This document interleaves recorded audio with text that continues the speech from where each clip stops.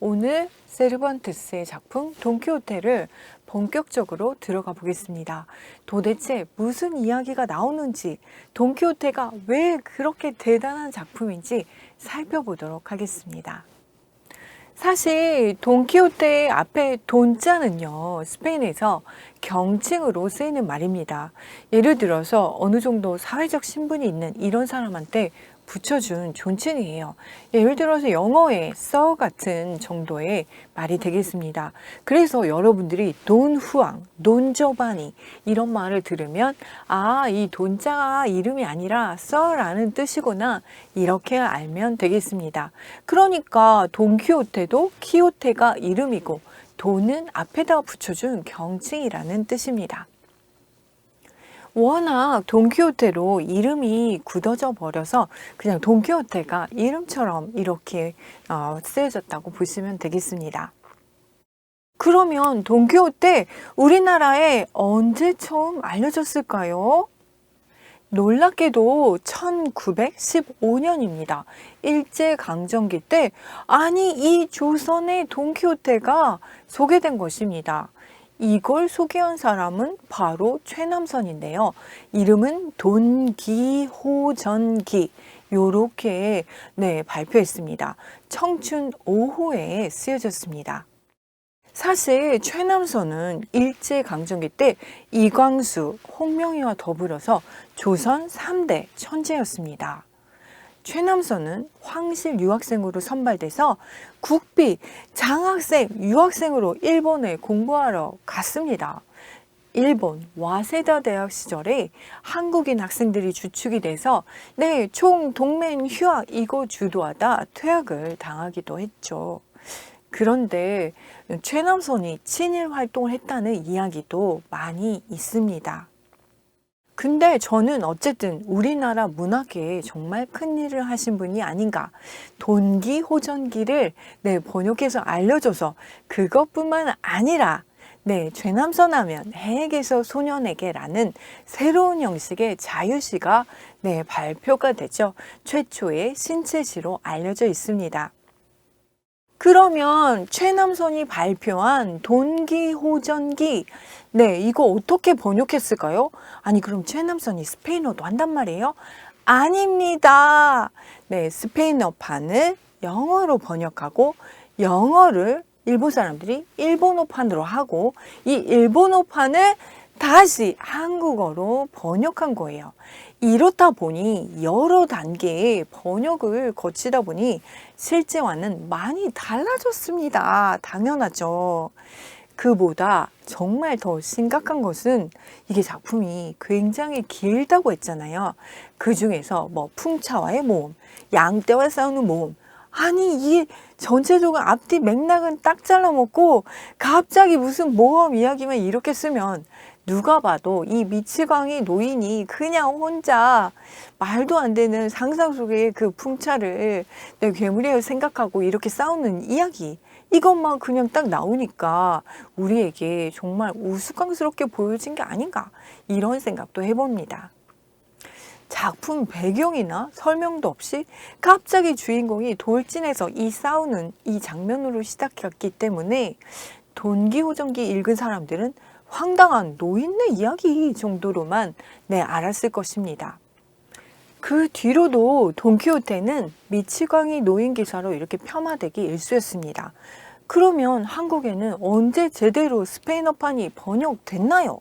2000년 들어서 번역됐습니다. 그래서 굉장히 늦게 뒤로 이렇게 완역한 것을 알 수 있습니다. 작품 돈키호테는 그러면 언제 쓰여졌나요? 1605년에 1권을 발표하는데요. 제목이 기발한 이달고 돈키호테 델라만차 이렇게 이름이 깁니다. 근데 지난 시간에 저희 이달고 배웠었죠. 그렇죠. 하급 귀족으로서 우리나라의 양반 같은 그런 정도의 귀족이다 이렇게 씁니다. 델라만차라고 했는데 라만차는 스페인의 지역 이름입니다. 그래서 라만차 지역의 기발한 이달고 기사 양반 돈키호테 이 정도로 번역하시면 되겠습니다. 네, 1권은요, 46만 단어가 들어간 자그마치 781페이지고요. 2권은 10년 뒤에 발표했지만 1권보다 더 두꺼워요. 927페이지입니다. 그래서 돈키호테 원전을 다 읽은 사람은 찾기가 정말 어렵습니다. 오늘 돈키호테 수업을 듣고 여러분이 이 책을 한번 도전해 보고 싶은 사람이 생긴다면 저는 정말 너무나 감동입니다. 저는 안영호 교수님이 번역하신 책을 추천합니다. 네, 세르반테스가 살던 당시에 책을 출판하는 일, 이거 쉬웠을까요? 아니죠, 아니죠. 왕실과 교회의 승인을 받아야 했습니다. 아니, 근데 지난 시간에 돈키호테가 이 시대의 사회 문제 이런 것들을 좀 비판한 내용도 있다고 했는데, 아니, 그럼 왕실과 교회가 어떻게 승인해 줍니까? 네, 왜냐하면 주인공이 미쳤잖아요. 주인공이 미치광이라서 만약에 다른 주인공들처럼 세르반테스가 셰익스피어처럼 왕이나 왕자 이런 정말 멋지고 잘생기고 이런 주인공을 쓰고 사회 비판을 했다면 이 책은 나오지 못했을 책입니다. 세르반테스는 스페인의 사회를 부패를 이거를 좀 은근히 풍자하면서 밝히는데 주인공이 미치광이라서 가능했던 이야기입니다. 세르반테스가 얼마나 머리가 좋은지 여러분 아시겠죠?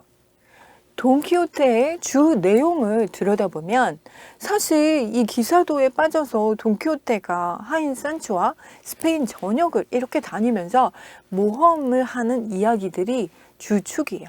근데 가면서 굉장히 많은 사람 만나요. 그리고 그 안에 그 만나는 사람의 또 에피소드가 있고 중간중간 여러 극적인 에피소드가 꾸며져 있습니다. 그리고 또 재미있는 관전 포인트는요. 돈키호테는 정말 이상주의예요. 완전 세상에 없는 그런 아름다운 유토피아를 만들려는 그런 이상주의의 대표자가 바로 돈키호테고요. 산초는 물론 하인으로 이렇게 나오지만 옆집에 사시는 분이에요. 이분은 모든 현실주의예요. 그래서 돈키호테가 이야기하는 잘못된 것들을 계속 끊임없이 아니 주인님 이거는 그게 아니라 하면서 돈키호테가 사고치는 것도 다 같이 옆에서 해결해 주는 사람이 산초입니다. 돈키호테의 배경이 되는 곳은 라만차 지역인데요. 지금 사진에서 보는 것처럼 너무 건조하고 더운 곳입니다. 나무도 별로 없고 메마른 고원지대인데요. 요즘에는 그나마 포도 농사, 올리브 농사 많이 짓습니다. 스페인에서는 정말 촌스러운 시골 동네, 이 동네가 바로 라만차 지역입니다. 제가 풍차 사진을 찍었는데 이 풍차 사진 밑으로 옆으로 보시면요. 정말 모래먼지만 날리는 그런 황무지 지역을 보실 수가 있습니다. 지도에서 보면 마드리드 아래쪽 부분, 이 빨간색으로 표시된 지역이 바로 라만차 지역인데요. 저는 기차를 타고 마드리드에서 그라나다 쪽, 이 남쪽까지 내려갔는데 밖의 풍경이 모두 올리브나무 그거밖에 없었어요. 황무지 같은 곳이었습니다. 그리고 올리브 나무를 보면서 제가 정말 특이하다. 어떻게 나무들이 저렇게 줄지어 있지? 라는 생각을 했는데요. 정말 사방팔방 줄 맞춰서 이렇게 올리브를 심었는데요. 여기에 놀라운 기술이 있었습니다. 이 나무들은 내가 집에서 올리브 나무를 심고 싶습니다. 나라의 이야기를 하면 나라에서 먼저 해주는 게 있어요. 로마 시대부터 관계수로 유명하죠. 우리가 지난번에 로마 유적에서 이 수로로 만든 길들을 봤습니다. 근데 여기도 마찬가지인데요. 바로 올리브 나무를 키운다고 하면 나라에서 이렇게 땅 밑으로 관계수로를 해줍니다. 마치 스프링클러 같은데요. 시간이 맞추면 물이 이렇게 나와서 나무가 저절로 잘 자랄 수 있게 해줍니다. 근데 이렇게 나무는 잔뜩 심었지만 물도 제때 주고 해서 날씨도 따뜻하고 하니까 올리브가 엄청 잘 자랄 거예요. 아니 근데 이 올리브 누가 땁니까? 이 올리브는 주로 아프리카 이민자들이 주로 많이 이 일을 합니다. 수확철이 되면 정말 신기한데요. 우산 뒤집은 것 같은 그렇게 깔대 모양의 이렇게 한 나무마다 이렇게 쳐놓고 올리브를 막 때립니다. 그러면 이제 올리브가 떨어진 밑에서 한 번에 이렇게 받는 식으로 돼 있고요. 스페인은 유럽에서 생산되는 올리브의 3분의 1, 전 세계 생산량의 45%, 정말 많습니다. 올리브 오일 생산량은 스페인이 1위입니다. 근데 아니 이 올리브 오일을 더 많이 먹는 사람들이 있습니다. 소비량 1위는 바로 그리스 사람들입니다. 올리브를 정말 많이 다양하게 해서 오일로 만들어서도 먹고 생으로도 먹고 하는데요. 정말 싱싱하고 맛있는데 대부분 어떻게 먹냐? 무침이나 샐러드에 이렇게 부어서 같이 먹기도 하고 잘라서 넣기도 합니다. 올리브 기름 중에 엑스트라 버진이라고 쓰여 있는 거 보셨습니까? 이거는 열을 가하지 않고 그냥 압착해서 짜낸 기름이 바로 엑스트라 버진입니다. 올리브 오일은요, 유리병에 담가요. 우리나라 참기름, 들기름도 어디다 담습니까? 네, 병에다 담죠. 올리브 기름도 이렇게 유리병에 담아서 실온에 보관합니다. 자, 그럼 이제 돈키호테가 왜 근대 문학으로서 이렇게 가치가 있는지 한번 살펴보도록 하겠습니다. 네, 첫 번째는 바로 인간에 대한 관심과 관찰에서 시작되었습니다. 아니, 그럼 그전에는 인간을 그린 것이 아닌가요? 인간을 그렸지만 그리스 로마 신화에서는 영웅 이야기죠. 그냥 평범한 인간은 아닙니다. 슈퍼 파워를 가진 그런 인간이었죠. 그리고 게다가 자기가 뭔가 스스로 운명을 내가 헤치고 나가는 게 아니라 신의 손아귀에 또 신의 운명의 수레바퀴에 의해서 결정된 운명을 거스를 수 없는 인간 이야기를 그리고 있죠. 그리고 그 뒤에는 중세입니다. 중세에는 하나님 이야기가 나왔죠. 종교적인 이야기, 교훈적인 이야기, 이런 것들이 다였죠. 그런데 세르반테스는 우리 주변에 정말 평범한 인간에 대한 이야기를 하고 있습니다. 아니, 우리 주변에 어떤 사람이요? 네, 옆집 아저씨 같이 그렇게, 네, 욕심도 있고, 또 욕망도 있고, 본성도 있고, 네, 현실을 이렇게 바라보게 한 점, 이게 놀랍죠. 뭐, 지금으로 보면 너무 당연한 이야기 아니야? 네, 그렇지만 이 시대에는 정말 우리 이 만들어진 이야기 속에, 정말 옆집 아저씨 같은 이런 현실의 사람들이 들어있단 말이야? 놀랍죠. 두 번째는 현실 세상에 대한 비판과 풍자입니다. 아니, 현실에 대한 잘못된 것을 여기서 살짝 비틀어서 꼬는 이야기들을 하고 있습니다. 잘못이 없는데도 끌려가는 노예들이 내가 어떻게 잡혀와서 이렇게 되었다라는 이야기들을 하고요. 또 속물적으로 돈밖에 모르고 이 계산밖에 모르는 이 귀족들의 모습 적나라하게 보여줍니다. 게다가 군인이나 학자 이런 사람들 모든 사회 문제를 돈키호테의 입을 통해서 세르반테스가 이야기하고 있습니다. 그러다가 갑자기 멀쩡하게 이런 이야기를 하다가 갑자기 엉뚱맞은 짓도 합니다. 아니 왜? 아니 그러면 멀쩡하게 계속 비판하면 끌려가니까 미치광이처럼 보이게 하는 행동들을 넣었습니다. 세 번째는 사실적인 묘사입니다. 아니 이전의 소설은 그럼 사실적으로 안 하나요? 네, 너무나 장식 어고 미사 어고 막 길고 장황하고 나열하고 해서 아니 그냥 한마디로 할 수 있는 거를 10마디, 20마디로 이렇게 전개하고 묘사합니다. 사건은 엄청 느리게 전개되고 설명하는 부분이 더 많습니다. 근데 이 책은 사건 중심으로 엄청나게 빠르게 사실적인 단어들을 써서 보여줍니다. 그런데 지금의 현대의 독자가 아니 교수님 제가 읽어봤더니 너무 길어요. 너무 장황해요. 아니 그 옛날엔 더 길었어. 근데 지금 보시면 우리는 장황하다고 느끼겠지만 보통 한 문장이 10줄에서 20줄씩 됩니다. 그래도 매우 위트가 넘치고 재밌어요. 여러분들이 꼭 보셨으면 좋겠습니다. 당시에 현실의 인간들의 이야기를 그리고 현실의 사람들이 나오는 게다가 현실의 그런 느낌대로 단어를 그대로 써서 보여준 이 책은 정말 사실로 받아들일 수밖에 없는 그런 소설이 되었습니다. 네 번째는 인물들에 대한 묘사인데요. 아까 현실의 사람처럼 입체감 있게 이렇게 조명했다고 하는데 그 특징이 정말 놀랐습니다. 돈키호테에는 자그마치 669명의 등장인물이 등장합니다. 누가 세봤는지 정말 대단한데요.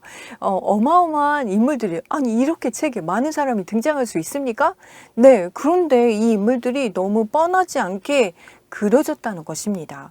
입체감 있게 그려진다는 것은, 개연성 있게 이 사람이 어떤 행동하고 어떤 것들을 했을 때도 이해가 되는, 그렇게 그렸다는 거죠. 개성이 있으면서도 그러면서도 개연성 있게 그려졌다는 게 놀라운 점입니다. 그러면 그전에는 어떤 인물들이 나왔나요? 네, 뻔하죠. 반전이 없습니다. 뻔한 인물들은 앞에서도 악인, 끝까지 악인. 그런데 여기에서는 성장하는 인물도 있고 독특하게 변하는 인물들이 많습니다. 네, 단순한 인물들을 우리는 평면적인 인물이라고 하고 지금처럼 입체감 있는 인물과 이렇게 비교되는 인물이 평면적 인물입니다. 이전의 소설에서는 서민 여자 이러면 싸움 잘하고 억세고 이렇게 그려지는 거예요. 그리고 교활하고 나쁘고 이렇게 그려지는 거예요. 근데 다르다. 다른 것을 보여주는 것이 바로 돈키호테입니다. 예를 들어 산초 같은 인물인데요. 아니, 산초는 하인이니까 그러면 정말 교활하고 어리석고 이런 인물이냐? 아니요. 돈키호테와 산초가 하는 이야기를 보면 산초는 굉장히 똑똑합니다. 정말 현실감 있는 속담으로 돈키호테가 하는 것들을 상황을 정말 속담을 정말 많이 얘기합니다. 그리고 2부에서는 돈키호테 2편에서는 산초가 나라를 다스리게 됩니다. 영주가 됩니다. 근데 이곳을 완벽한 유토피아처럼 이렇게 완벽한 나라로 다스립니다. 귀족이든 농부든 하인이든 이 신분에 관계없이 아주 독특한 개성을 가진 인물들이 등장하죠. 세르반테스는 정말 힘든 시기를 겪었고 감옥에서 이 책을 썼는데 정말 재미있고 위트가 넘치고 유머가 넘친다? 사람들을 이렇게 웃게 만드는 책을 썼는데요. 이 돈키호테가 사람들에 대한 관심과 따뜻한 시선들이 이 책에 고스란히 다 나와 있는 것 같습니다. 이 부분이 저는 제일 마음에 와 닿습니다. 저는 돈키호테에 대한 또 다른 감동이 하나 있는데요. 이 작품의 주인공 돈키호테 50이 넘은 노인이에요. 세르반테스도 57세였지만 굉장히 노인이에요. 근데 이 나이에 뭘 하겠다고 세상을 나가냐면 세상을 바꾸겠다. 세상에 나쁜 그런 마법 같은 이런 것들을 다 없애서 사람들이, 억압받는 사람들이 행복할 수 있는 그런 세상을 바꾸겠다고 집을 나가는 노인 이야기입니다. 있을 수 있는 일이 아니죠. 제가 지금 저도 나이가 굉장히 많은데, 아니, 저보고 세상을 바꾸기 위해서 너 집을 나가라고 하면 저 못 나갈 것 같습니다. 돈키호테는 자기하고 상관도 없는 가난하고 이렇게 힘들어하는 사람들을 위해서 싸우겠다고, 그들 편에 서겠다고 집을 나간 겁니다. 물론 제대로 되지 않습니다. 정말 돈키호테는 매 에피소드에서 정말 두드려 많이 맞습니다. 정말 많이 다치고 손가락질 받고 욕이나 얻어먹고 정말 이렇게 하는데도 한 번도 포기하지 않습니다. 정말 원래는 정말 이렇게 고난을 막 진짜 험난한 인생을 사는 주인공이라면 이 현실 앞에서 정말 무너질 수밖에 없는데, 근데도 포기하지 않고 정말 앞으로 나아가려는 이 모습이 저는 돈키호테에서 정말 제가 감동한 부분이기도 합니다. 그리고 세르반테스, 노예로 잡혀갔었죠. 전쟁에 나갔죠.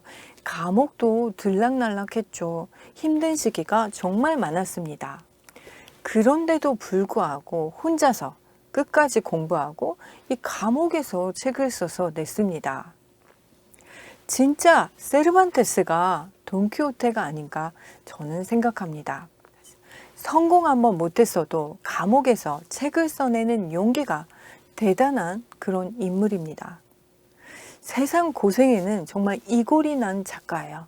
근데도 꿈을 포기하지 않고 책을 썼기 때문에 저는 오늘 여러분들과 이렇게 돈키호테를 만날 수가 있습니다. 그리고 책에 등장하는 정말 대부분의 사람들이 손가락질 맞는 사람들이 많이 나옵니다. 하층민 많이 나오고요. 노예나 거리의 여자, 이렇게 우리가 좀 보기에는 좀 약간 계급이 떨어지는 사람들이 나옵니다.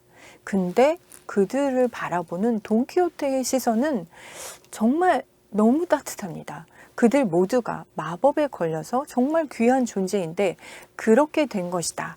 그러니 내가 마법과 싸우겠다 라고 나갑니다. 거리의 여자나 노비도 공주로 부르고 위안을 주는 이 돈키호테의 행동이 감동을 받을 수밖에 없죠. 사실 돈키호테에는 기법적인 면에서도 정말 놀라운 현대적인 형식을 취하고 있습니다. 여러 화자가 개입을 합니다. 아니, 이야기하는 사람이, 이 책을 이야기하는 사람이 한 명이 아니에요? 네, 여러 명이 나옵니다. 돈키호테의 스토리를 말하는 화자가 갑자기 끼어들어서 전혀 예상치 못한 전개를 하기도 합니다. 이야기하는 사람 말고 다른 화자도 끼어들고 이어나가는 전개, 이전에는 듣도 보도 못한 일이었습니다. 또 소설 속의 소설 기법, 이걸 액자 소설 형식이라고 하는데요. 작가는 이거를 이야기 전환 방식으로 막 씁니다. 갑자기 과거로 회상하는 씬에서 그 안에 또 소설이 이렇게 전개가 됩니다. 게다가 작가가 갑자기 화자가 나는 이 글을 쓰는 작가가 아니다. 나는 이 책은 아랍인 작가가 쓴 책을 번역한 것에 불과하다. 아니, 이게 무슨 이야기입니까? 정말 놀랍죠. 그리고 요즘 현대적인 기법으로 놀라운 메타픽션 기법인데요.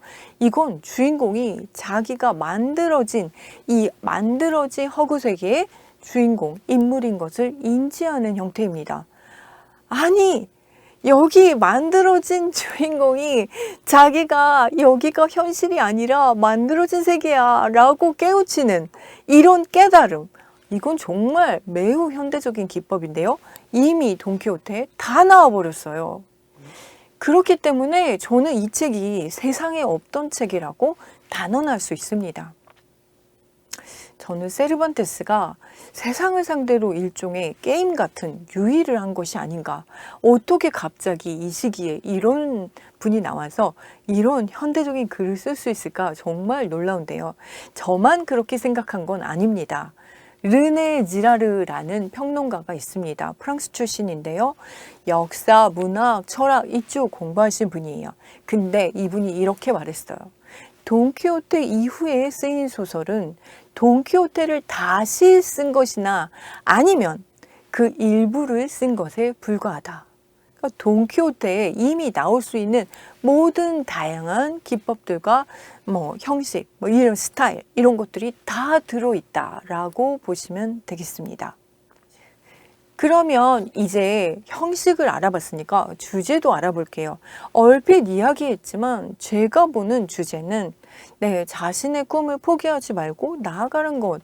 크게 보면 이렇게 볼 수 있습니다. 다음은 돈키호테가 한 말인데요. 여러분 감상해 보실게요. 불가능한 것을 얻으려면 불가능한 것을 시도해야 된다. 늦었다는 이유로 정말 하고 싶은 거 포기할 때 진짜 미친 짓이다. 이제 돈키호테가 좀 다르게 보이지 않나요? 여러분은 이제 대학생이고 사회로 나갈 텐데요. 여러분에게 정말 해주고 싶은 말을 돈키호테가 대신해 준 것 같습니다. 우리 하고 싶은 거 이제 막 시도해보고 그게 안 되더라도 다른 사람들은 이런 이야기를 할 때 말로만 하는 사람이 있는데 세르반테스는 본인이 직접 힘든 일을 다 겪고도 포기하지 않고 돈키호테라는 책을 썼습니다. 주인공 돈키호테 역시 자신이 정말 손가락질 받고 이렇게 천덕꾸러기 신세를 당하면서도 사람들에 대한 자신의 신념을 포기하지 않았습니다. 돈키호테는 미친 사람이 아니라 미칠 수밖에 없는 현실에서 자신의 신념을 펼친 인물입니다. 세르반테스 역시 부패한 스페인 현실에서 억울하게 당하기만 한 이름 없는 작가입니다. 그럼에도 불구하고 붓을 놓지 않은 사람입니다. 맨 오브 라만차 뮤지컬에서 돈키호테가 부르는 노래 임파서블 드림에서 이 노래 역시 같은 맥락입니다. 미쳐 돌아가는 이 세상에서 가장 미친 짓은 꿈을 포기하고 현실에 안주하는 것이라오. 이기고 지는 것은 중요하지 않아. 주어진 길을 갈 뿐 그대 모두 라만차의 기사. 저는 돈키호테에 감동받았습니다. 그 당시 돈키호테를 읽은 독자들은 어떻게 느꼈을까요? 네, 돈키호테는 또 멀쩡하게 현실의 이 문제점을 이야기하다가 또 미친 사람처럼 이렇게 돌진하기도 합니다. 그래서 우리가 웃었다, 울었다 이렇게 하게 되는데요. 이 기사도를 실현해 사람들을 행복하게 해주겠다. 이런 장대한 꿈을 가지고 나가면서도 매번 두드려 다치고 맞기만 하는데요. 이 돈키호테를 읽은 당시의 독자들은요, 매우 통쾌했다고 합니다. 당시 교회와 성직자 또 귀족 계급 이런 사람들의 부패, 억압 이런 걸 비판하고 조롱했어요. 그래서 사람들은 카타르시스를 느꼈습니다. 카타르시스는 정화와 배설을 뜻하는 그리스어인데요. 아리스토텔레스의 시학, 비극의 정의에 나오는 용어 중에 하나입니다. 정화라는 이런 종교적 의미도 있고요. 몸 안에 불순물 이런 것들을 배출한다는 뜻도 있습니다. 여러분이 이 책을 읽고 눈물을 흘리고 막 웃었다면 네, 카타르시스를 느꼈다라고 할 수 있겠습니다. 제가 아까 근대 문학이 바로 세르반테스와 셰익스피어로부터 나왔다고 했는데요. 두 작가의 그러면 좀 비교를 해볼까요? 같은 시대에 살았고 한나라한테 죽었으니까 작품 세계도 비슷한 거 아닌가요?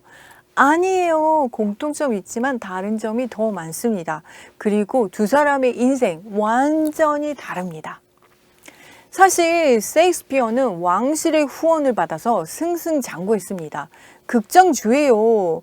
당시 영국의 서더크 지역에 글로브 지어러라는 극장이 있는데요. 여기에 12% 주주입니다. 게다가 죽을 때는 이 셰익스피어가 살던 그 지역에 두 번째로 땅을 많이 가지고 있는 사람으로 문서에 나와 있었어요. 나름 성공하고 잘 나갔던 셰익스피어. 그런데 이분은 비극을 썼습니다. 반면 우리가 세르반테스를 살펴봤지만 진짜 전쟁 나가서 불구되고 먹고 살기 어렵고 노예로도 생활했습니다. 책도 썼는데 네, 잘 팔렸지만 돈은 땡전 한 푼 없었어요. 나라에서 후원해주기는커녕 감옥까지 살았던 사람입니다. 그런데도 이분은 사람들을 즐겁게 하는 희극을 썼습니다. 그렇지만 두 작가의 공통점 있습니다. 둘 다 이 근대 문학의 시작을 알렸다는 점인데요. 둘 다 인간에 대한 이야기를 다루고 있죠. 신의 영역이 아니라 현실의 인간에 관심을 가졌고요. 우리 주변에 있는 사람들을 그리고 있다는 점이 공통점입니다. 근데 아니 현실의 사람들 나오긴 나왔는데 달라요. 네, 그렇죠. 셰익스피어 인물들은 왕이나 귀족 출신, 존경받는 인물들이 많습니다. 특히 4대 비극 보시면 햄릿, 리어왕, 오셀로, 맥베드 다 누굽니까? 네, 왕자에다 왕에다 이런 장군에다 이런 사람들입니다. 연극적인 제약이 있다라고 하지만 그래도 인물은 매우 적게 나옵니다. 반면에 세르반테스 주인공들은 정말 평범한 일상 대중의 사람들이 많습니다. 아까 669명 도둑도 있고 네, 끌려가는 노예도 있고 네, 이런 사람들도 많이 보입니다. 주제적인 면에서 셰익스피어 극은 바로 인간의 성격적 이 본성, 특성 이걸 분석하고 이것 때문에 발생한 비극 이야기를 하고 있습니다. 예를 들어서 인간이기 때문에 어쩔 수 없는 질투, 욕망, 사랑, 명예 이런 거 다 인간이니까 어쩔 수 없이 가지는 거고 이것 때문에 비극이 발생하는 거죠. 그러면 그리스 로마 신화의 비극은 도대체 뭡니까? 네, 바로 신들의 운명의 수레바퀴로 인해서 인간이 아무리 벗어나려고 해도 그 점괘에서 벗어나지 못하는 운명에 갇힌 그런 인간의 비극을 그리고 있습니다. 네, 반면에 세르반테스의 소설은 스페인의 정치, 종교, 사회 문제 이런 것들을 비판하고 있습니다. 사회적 문제를 이야기하고 있습니다. 또 하나는 아까 얘기한 것처럼 꿈을 포기하지 말고 신념을 가지고 그래도 여러분 살아라. 이렇게 힘들고 어렵더라도 네, 여러분 스스로 의지를 가지고 해결해라 라는 메시지가 있습니다. 작품 배경 당연히 차이가 나죠. 왜냐하면 인물들이 다르니까요. 예를 들어서 셰익스피어 극 주인공들이 왕이나 귀족이면 어디 살아요? 바로 왕궁에 살죠. 아니면 귀족의 집. 그러면 세르반테스 소설의 그런 배경은 뭡니까? 네, 주로 길이나 산이나 네, 길 가다가 그냥 자는 거예요. 그래서 아니면 누구 어떻게 하다가 들리게 되는 성에서 살게 됩니다. 그리고 돈키호테에 집 없어요? 있어요. 집은 근데 정말 초반에 쬐끔 나오고 나중에 잠깐 돌아왔다 있을 때밖에 없고요. 나머지는 다 활동 무대가 스페인 전체라고 볼 수 있습니다. 돈키호테에 나오는 배경을 합치면 스페인의 3분의 1이나 해당됩니다. 네, 돈키호테에 대한 해석은 굉장히 다양했습니다. 17세기에는 너무 유머러스하면 코믹하면 이것만 부각이 되어서 가볍게 평가됐습니다. 근데 19세기 독일 낭만주의에서는 아니다. 돈키호테는 현실에서 이 어려운 현실에서 세상을 바꾸고 싶어하는 이 구원의 메시지로 읽었고요. 그리고 돈키호테가 미친 이유 그냥 미친 거 아니다. 정신병자가 아니라 세상이 미쳤기 때문에 부정부패가 난무하는 이런 현실적인 환경을 바로 비이성적이라 생각해서 제정신인 주인공을 만들 수가 없었다. 그래서 이 책을 썼다. 이렇게 비평했습니다. 저는 여러 비평가가 있지만 그 중에서 투르게네프가 바로 돈키호테를 정말 좋아했습니다. 뭐라고 했냐면 돈키호테형 인간과 그 다음에 햄릿형 인간 두 가지가 있는데요. 세상에는 차고 넘치는 사람은 햄릿형 인간이다. 누군가 이제는 행동하려고 머리로만 생각하지 말고 앞장서서 행동하는 그런 인물이 필요하다. 라고 생각해서 이제 돈키호테가 필요하다. 인류 역사 발전에 이렇게 기여할 수 있는 민중을 이끌어갈 사람은 돈키호테밖에 없다. 이렇게 이야기했습니다. 바로 돈키호테에서 가장 유명한 장면이 바로 풍차와 싸우는 장면인데요. 당시 스페인은 유럽 최대 밀 생산지였습니다. 그래서 풍차가 굉장히 많았습니다. 우리가 지금 이렇게 풍차를 보면 정말 좀 낭만적으로 보여요. 예뻐요. 네, 뭔가 여기서 로맨틱한 기운이 막 생성될 것 같아요. 그렇지만 이 풍차는 사람들의 삶을 고단한 노동으로 힘들게 하는 괴물이 아니었을까요? 돈키호테는 그렇게 보지 않았을까요? 네, 고생고생해서 농사지면 세금으로 다 뺏기고 이 굶주림에 힘들어했던 당시 사람들을 생각하면 어쩌면 풍차는 괴물로 보였을지도 모르겠습니다. 이렇게 생각하면 시스템에 반기를 든 인물이 돈키호테가 아닐까 생각해 봅니다. 마치 현대로 얘기하면 풍차는 찰리 채플린의 모던 타임스에 나오는 끝없이 돌아가는 이 컨베이어 벨트 같은 그런 것을 연상시키고요. 그 속에 매여서 일을 하는 노동자들을 연상시킵니다. 돈키호테는 미친 것이 아니라 미칠 수밖에 없는 현실에서 우리에게 꿈과 희망을 잃지 말라는 메시지를 보내는 것이 아닐까요? 그럼 모두 마치도록 하겠습니다. 여러분 수고하셨습니다.